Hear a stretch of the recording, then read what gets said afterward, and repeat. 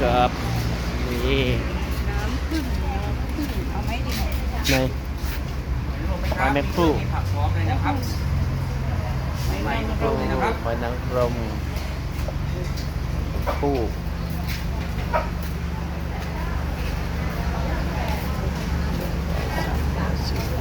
สดสด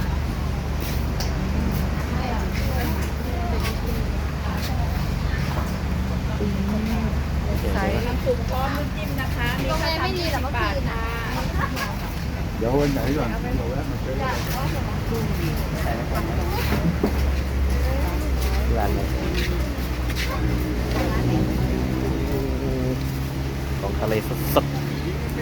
สดสดสดสดสดสด ไปก่อนก็ได้แล้วค่อยกลับมาแล้วไปหาที่นั่นก่อนเลย สดจากทางไหนเลยจ้า เ